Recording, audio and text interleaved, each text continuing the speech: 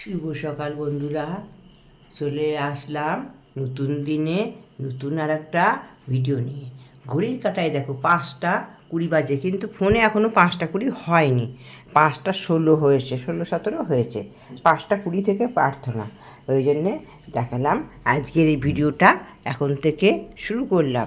আশা করি সবাই ভালো আছো, সুস্থ আছো।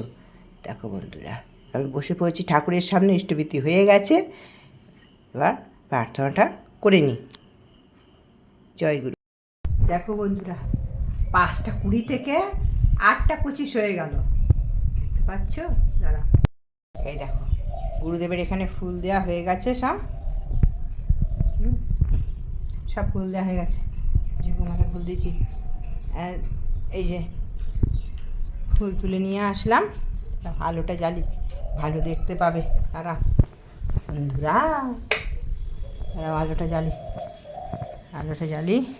এই যে ঠাকুরের এইগুলো মাজলাম। ওইখানে আরও দুটো আছে, দেখবে আরও দুটো। একটা দোলনা মতন আছে, আর একটা এই যে কালকে ভিজিয়ে রেখেছিলাম, আজকে সাবান দিয়ে রগড়ালাম। দেখো এগুলো সব মাজলাম। কালকে ঠাকুর পরিষ্কার করেছি, দিয়ে আজকে এগুলো সব মাজলাম।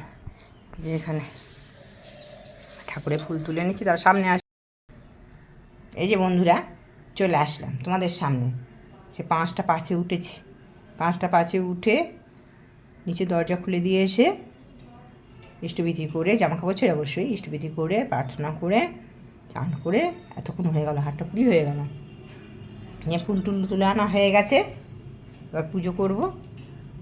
পুজো করে নিয়ে ঠাকুরকে, গুরুদেবকে দেখালাম ফুল দেওয়া হয়ে গেছে। তাই ঠাকুরকে ভালোবাসলে, ঠাকুরের পথে চললে তোমার মঙ্গল অবশ্যই। সেটা কালকেও আমি প্রমাণ পেলাম। ঠাকুর সঙ্গে আছে সদা আমাদের সঙ্গে। কীভাবে প্রমাণ পেলাম? সেটা ঠাকুরের মধ্যে, আমার মধ্যেই থাক। আর ঠাকুরের পথে চললে নিশ্চয়ই তুমি ভালো থাকবে, নিশ্চয়ই তুমি ভালো থাকবে। অবশ্যই জানবে ঠাকুর যেটা করে তোমার মঙ্গলের জন্যই করে, এটাই জানতে হবে। আমরা তো আমাদের মঙ্গল জানি না, ঠাকুর যেটা করবেন সেটা আমাদের মঙ্গলের জন্যই করবে। তাই ঠাকুরকে ধরে থাকতে হবে, ঠাকুরকে ভালোবাসতে হবে। দেখবে তোমার সব ভালো হবে। এই সঙ্গে থাকো। ঠাকুরকে খুবই ভালোবাসি, ঠাকুরের পথে আরও ভালো ভালো করে চলতে চাই। জানি আমি ঠাকুরকে ধরে আমি খুব ভালো আছি, খুব ভালো আছি। ঠিক আছে বন্ধুরা, এই সকালে চলে আসলাম। একটা ঠাকুরের কথা বললাম, অন্য ঠাকুর আকাল বললাম। ওই যে ঠাকুর সঙ্গে আছে, কালকে আমি আবার প্রমাণ পেলাম, সেই জন্যই বললাম কথাগুলো। আচ্ছা, সন্ধ্যেবেলা আবার ইষ্টকথা কি ইষ্টকথা আসা যায়, দেখা যাক। যে এবার করে নিই, পুজোগুলো করে নিই পরপর। ঠিক আছে। এই দেখো বন্ধুরা, নারকেল কুড়ানো হয়ে গেছে। ওই যে 2খানা নারকেল কুড়িয়েছি। এই সামনে চলে আসলাম আবার। নারকেল দুটো কুড়ালাম, বিকেলবেলা নাড়ুটা করে নেবো। তিলের নাড়ু করার ইচ্ছা আছে, দেখি কী করি। তিলটা আনতে হবে, গুড় থেকে যাবে। তিলটা এনে তিলের নাড়ুটা করে নেবো। আবার দেখা যাক কোথায় যেতে পারি পুজোয়। ঘুরতে তোমাদের দেখাবো। খালি ঘোরা, পুজোয় ঘুরবো, তারপরে ঘুরবো, এদিক ওদিক খালি ঘুরতে হবে। এখন খালি দেখাতে পারবো। ঠিক আছে। গরমও পড়েছে প্রচুর, তো টুকটাক কাজ এখন চলছে। নাড়ুটা দিকে সন্ধ্যেবেলাতে বসে বসে বানাবো। অনেকক্ষণই পুজো হয়ে গেছে। পুজো টুজো হয়ে ভাত রান্না হয়ে গেছে। না, নারকেলটা কুড়িয়ে রাখি। এখন তো খাবে না, 2টা আগে খাবে না। 1:20-25 বাজে। নারকেলটা কুড়িয়ে রেডি করে রাখি সন্ধ্যেবেলা, তাহলে নাড়ুটা তাড়াতাড়ি হয়ে যাবে। অনেকটাই করা হয়েছে তাড়াতাড়ি। আর পুজোর সব গোছগাছ করতে হবে, জামাকাপড় প্যাকিং করতে হবে। দেখো কোথায় যাই পুজোর সময়, প্যাকিং শুরু করে দিতে হবে। ভুরু সেভ করা হয়নি এখনো, দেখি কবে যাই। আজকে তো হলো না। আমার বৌদি বলেছিল আজকে করতে, বলছে আজকে করবে, শুক্রবার দিন ও করবে। বলে শুক্রবার দিন করবে, ভালো। শুক্রবার দিন দেখি বিকেলে যদি যেতে পারি। সকালে তো হলো না, নারকেল কুড়াতে করতে হবে। বৃষ্টিটা আসলে ঝমঝম করে বেরোবো মনে করলাম, বৃষ্টি চলে আসলে ঝমঝম করে। দেখি বিকেলে যদি এক ফাঁকে গিয়ে ভুরুটা করে আসবো। ঠিক আছে। শুভ সন্ধ্যা বন্ধুরা, চলে আসলাম আজকের ইষ্টকথায়। পরম প্রেমময় শ্রী শ্রী ঠাকুরের রাতুল রাঙা চরণে জানাই আমার কোটি কোটি প্রণাম। পরমারাধ্যা জগৎ জননীর চরণে জানাই আমার কোটি কোটি প্রণাম। পরম পূজ্যপাদ বর্তার চরণে জানাই আমার কোটি কোটি প্রণাম। পরম পূজ্যপাদ আচার্য দেবের চরণে জানাই আমার কোটি কোটি প্রণাম। ঠাকুর পরিবারের প্রতি প্রত্যেকের চরণে জানাই আমার কোটি কোটি প্রণাম। এখানে উপস্থিত সকল দাদা ও মায়েদের জানাই আমার আনন্দিত জয়গুরু। আমরা প্রত্যেকেই বন্দী হতে পারি। কেন এই আভাস দিলেন আচার্যদেব? কী থেকে সাবধান হতে বললেন তিনি আমাদের? শ্রী শ্রী আচার্যদেব বললেন, যাকে দেখে, যাকে আশ্রয় করে আমরা নিজেদের জীবনে সব কিছু পরিচালিত করব, আদর্শ তিনি। আদর্শ হলো যাকে ধরে, যাকে জেনে সব কিছু জানা যায়, বোঝা যায় এবং তাকে কেন্দ্র করে মানুষের সমষ্টি তৈরি হয়, সেইটি আদর্শ। আদর্শে উদ্বুদ্ধ জনগোষ্ঠীতে রূপান্তরিত হয়, তাকে সংগঠন বলা হয়। এটাই আমরা। আস্থা নির্ভর একটি সংগঠন। এই সংগঠনের দুটি প্রান্ত আছে। প্রথম, আমাদের আদর্শ, আমাদের যা বলেছেন, যেমন হতে বলেছেন, যেভাবে চলতে বলেছেন সেটাই নির্দেশ। আর দ্বিতীয়টি হলো সাংগঠনিক রূপ, যেখানে তার কর্মকাণ্ড পরিচালনার জন্যে একটা সমষ্টি গোষ্ঠী রয়েছে। প্রথম প্রান্তটি নির্ধারিত ও ধ্রুব, এই প্রান্ত ধরেই আমাদের চলতে হবে। আর দ্বিতীয়টি, অর্থাৎ এই আদর্শ স্থাপনের জন্যে যারা আমাদের প্রভাবিত করবে, প্রেরিত করবে, উদ্বুদ্ধ করবে তারা। আমরা প্রত্যেকেই হলাম বিন্দু বিন্দু জলকণার মতন। এই বিন্দুগুলি সমষ্টিতে রূপান্তরিত করেই হয় নদীর ধারা, সংগঠনও তাই। আমরা স্রোতের মতন বয়ে চলতে পারি যদি এই দুটো পার আমাকে অক্ষুণ্ণভাবে অন্তরের দিকে নিয়ে যায়।